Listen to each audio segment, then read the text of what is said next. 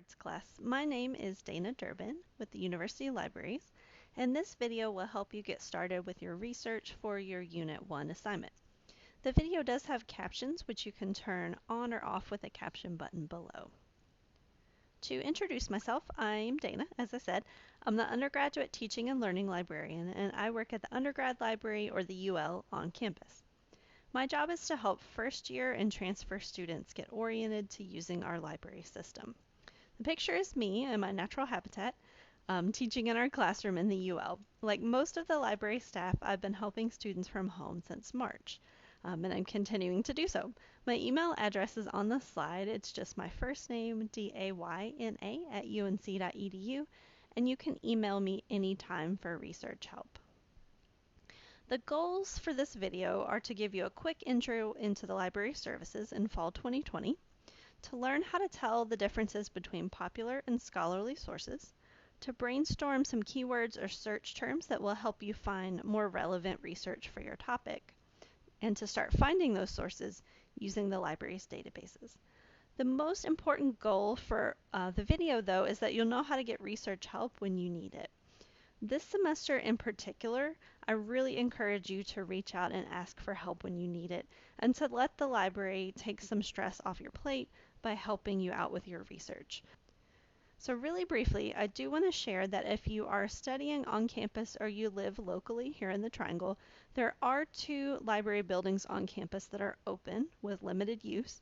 Davis Library, which is in Central Campus near the Student Union and the Pit, and the Health Sciences Library, which is on Columbia Street near the School of Public Health and the hospitals. And those are open during the week, so Monday through Friday, 10 a.m. to 5 p.m. We also ask students who want to study in those buildings to make a seat reservation online, and the maximum is 4 hours. But all of our online resources are available from anywhere on or off campus, anywhere in the world, with your onion and your password.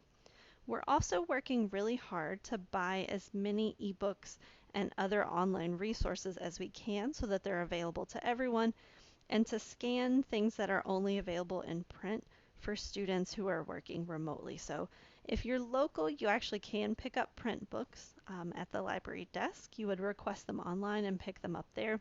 For most students, though, who are now studying remotely, we're really trying our best to get everything that they need available online. Alright, so today's video is going to be divided into kind of 3 chunks. First, as I said, we're going to talk about popular and scholarly sources and how to know the difference between those. We're going to brainstorm some keywords related to your research topic, and then we'll spend some time practicing actually finding both popular and scholarly sources. This will get you started on the path to completing your research for Feeder 1.1. The skills will also come in handy for all of the other research assignments that you're going to be doing in your first semester. So we are going to focus on research in the political sciences in this video, but the tips, tricks, and skills that I show you are going to apply for any kind of research that you're going to be doing. For this assignment, you'll need to find 2 popular sources and 2 scholarly sources. So I want to make sure that you feel confident finding those and telling the difference. So here's a definition that's kind of agreed upon as to what a popular source is, and I won't read the slide out to you, but I do want to touch on a couple of highlights. A popular source generally is one that I think of as publicly available. Usually you can find them via Google. They're not behind paywalls most of the time, and they're really meant for a general audience. They usually don't include sources that they've cited. They definitely will not include a list of formal citations. Sometimes they'll refer to a research study or paraphrase it, but they won't include that list of formal citations. They are usually shorter. They don't use a lot of academic language or jargon because, again, they want to have a really wide audience. Magazines and newspapers are the most common popular sources that I'd initially think of. But social media, YouTube, Wikipedia, those are all examples of popular sources that you'll encounter. I don't want you to get the idea that you can't use popular sources in your research. They are a great starting place for your research and to get a general idea about a topic. They're also great if you're studying current events or how people are reacting to things in the moment. Right now, if you were a sociologist who was going to look back later on how the beginning of this school semester has gone, you would likely look at things like Twitter, like the UNC Facebook meme group, the UNC student subreddit, to kind of get a sense of what students' reactions were in this moment. So depending on the kind of research that you're doing, popular sources can be a really rich area of research. However, when your professor wants you to get the original research studies, what they're asking you to find are the scholarly sources. So whether it is a study done in a science lab, whether it's a survey, an ethnography, it's the actual research carried out by the experts, and then usually it's going to be published in an academic journal.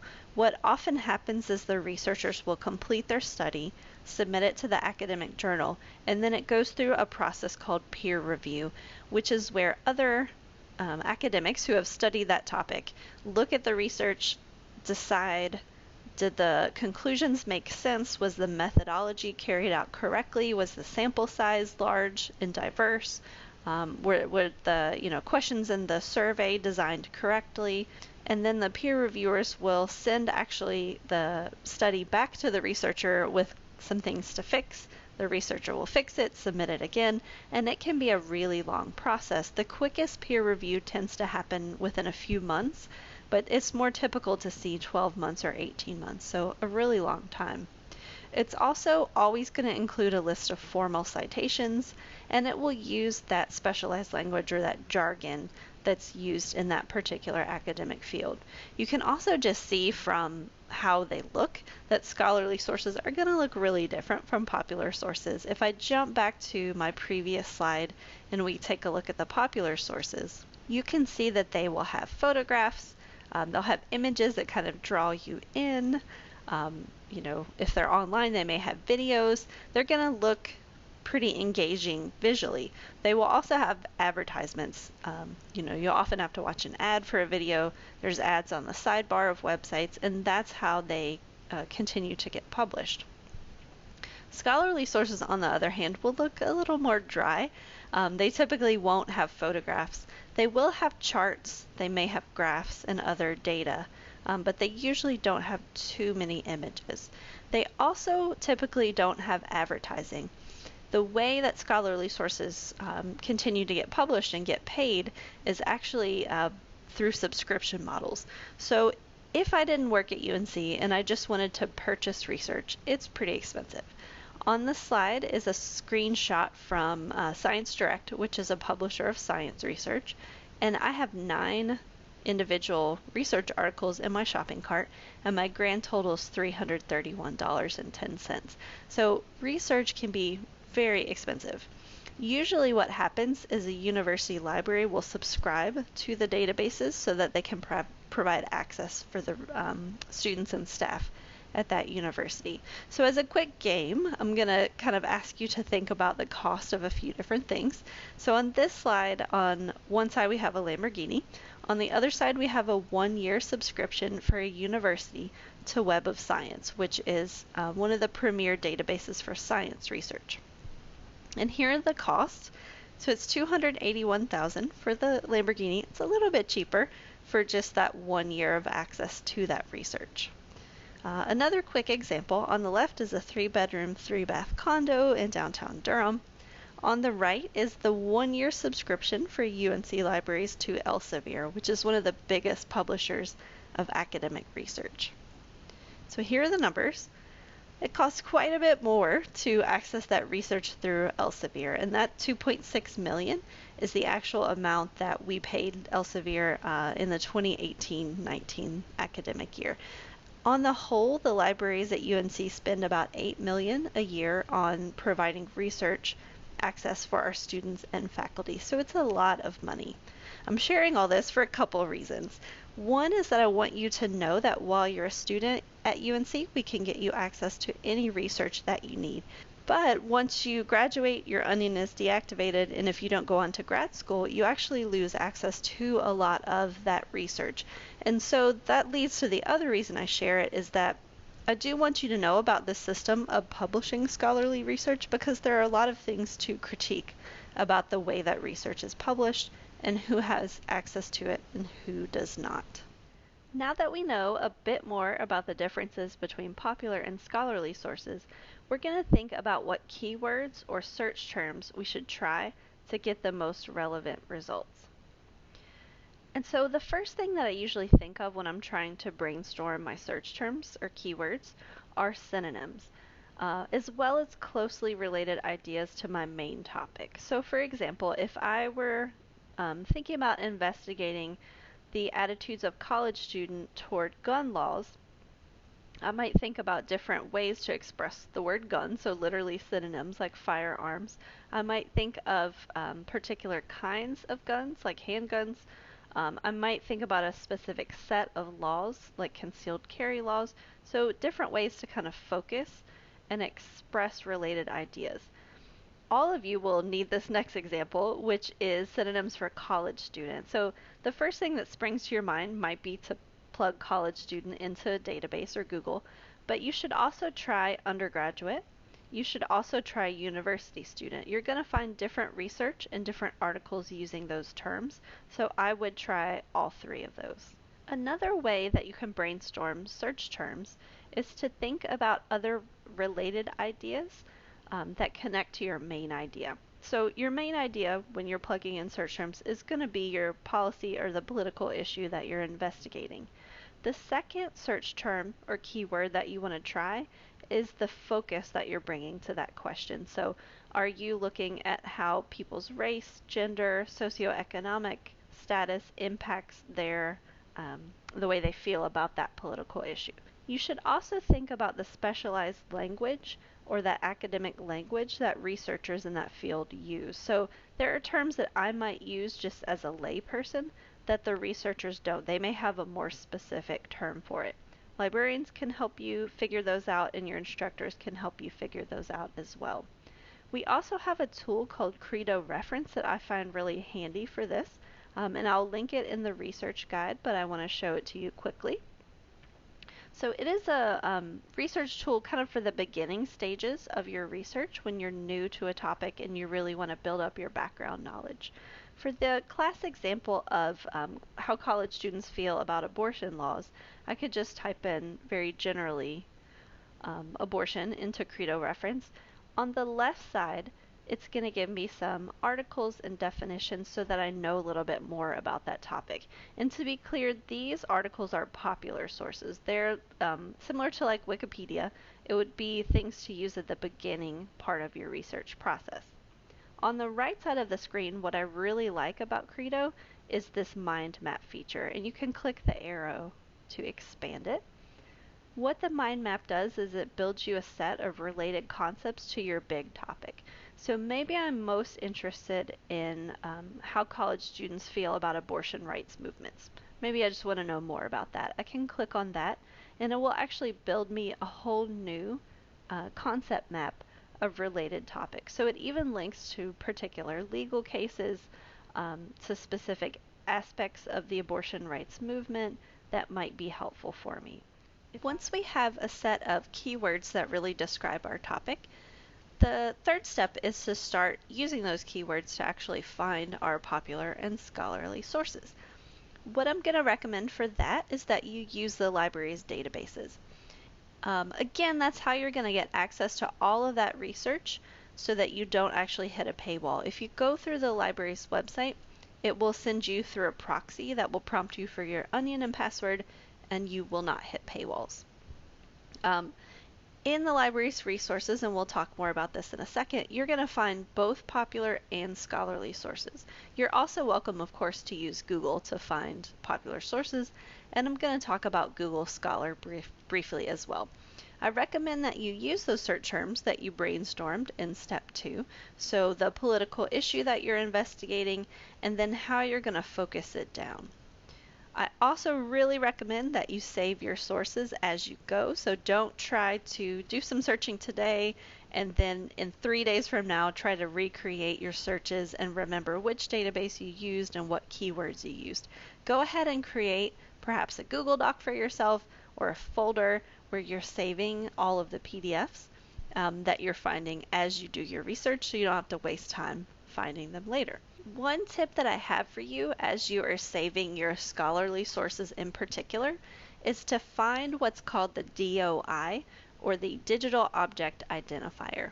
That is a string of numbers and letters that points directly to a research article. So if you've ever looked at the back of a book and seen the barcode with an ISBN number, it's very similar, but it's for a research article. If you try to grab the URL at the top of the page when you're looking at research, that is actually not a static URL and it's going to change. So if you tried to put that in your citation, your instructor can't open it, but the DOI will never change. And in fact, it is so stable that in the image, this is a tweet from Bria Emanuel, who's a chemistry PhD student at Emory. This is her first research article that she got published in the journal Nature, and she was so proud of that that she actually got the DOI tattooed on herself. So it's so stable that you can get it tattooed on yourself and it's actually never going to change. For the last segment of the video, I'm going to model how you would use the library's databases to find popular and scholarly sources. Our library's website is library.unc.edu. When you get there, you'll see this general search bar that searches everything the library holds in one result set, and I actually find that kind of overwhelming because it's going to show you articles but also books, films, things from special collections, data sets, all in one, and I just think it's kind of too much. So I usually jump down here to this research tools box and focus on what I'm trying to find there. If I want to find a book or an ebook, I'm going to use the catalog, which is here, this first link. And I mentioned earlier we're really trying this semester to purchase as many things we can as an ebook. And so, I may type in abortion rights, just a general keyword search, and see what we have as physical books in print and also ebooks. So if it's an ebook, I'm really lucky because I can just click this full text button.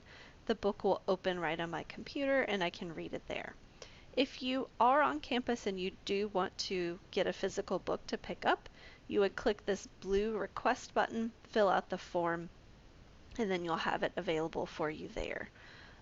But for most of us, again, we're going to be using ebooks. For this assignment, though, you probably are going to want to find research articles in popular sources. For that, I recommend going back to this research tools box and clicking on the third link down, Articles Plus. So this is going to focus really on popular and scholarly articles, and you won't get films and books and things like that. It's really just truly articles. So I'm going to actually go to the advanced search. I find that most helpful to help me get really relevant results back. And you'll see now I have a couple of search bars. So in the first bar, I'm going to plug in abortion rights. And if I want something to appear as an exact phrase, so something like abortion rights or abortion laws or a person's name, first and last name, I'll put it in quotes. That works in Google too. What I'm telling the search is I want these exact words right next to each other in that order.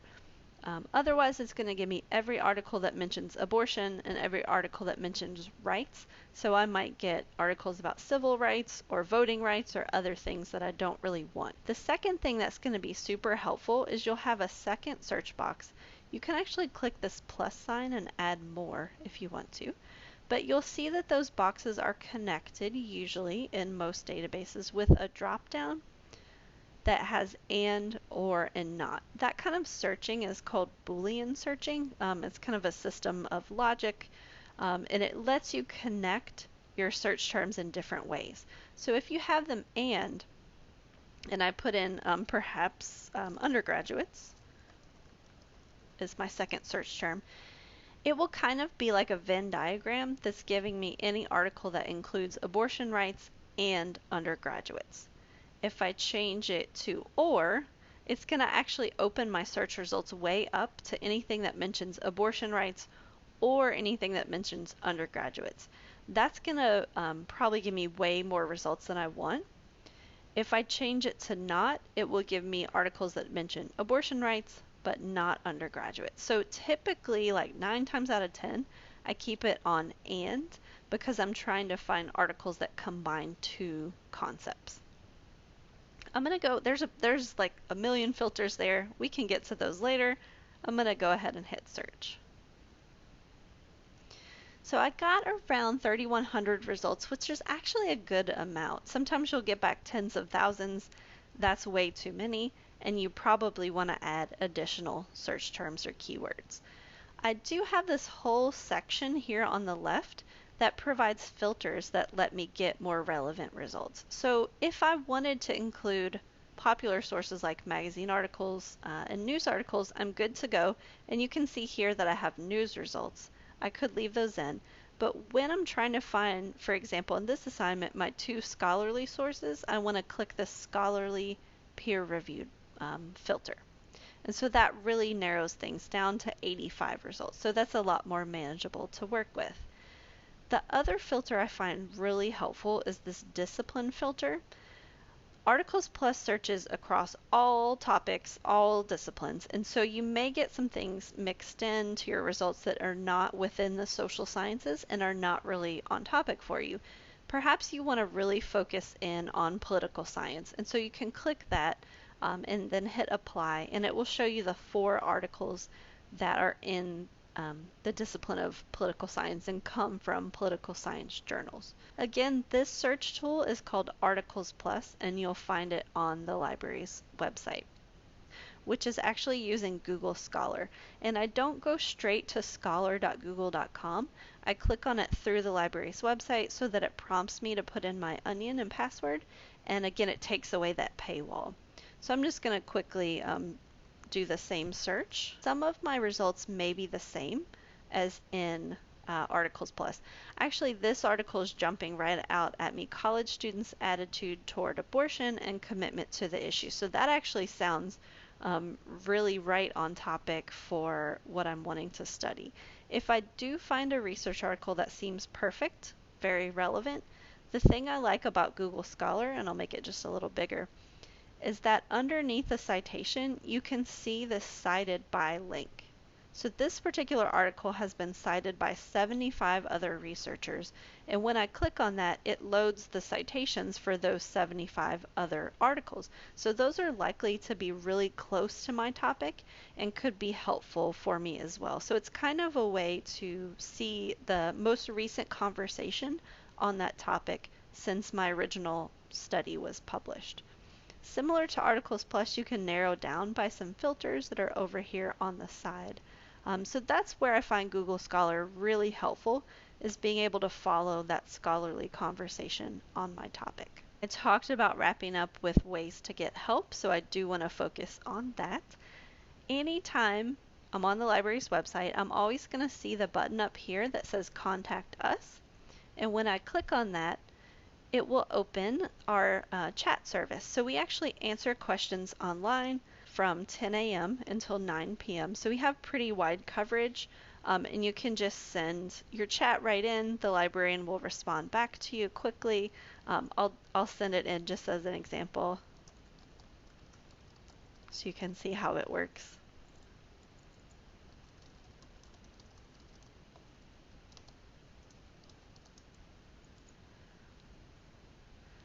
And so, the librarian wrote me back pretty quickly. Any kind of questions you have about finding articles on your topic, citing your sources, and so the librarian has written me back again. We are happy to answer via that chat service.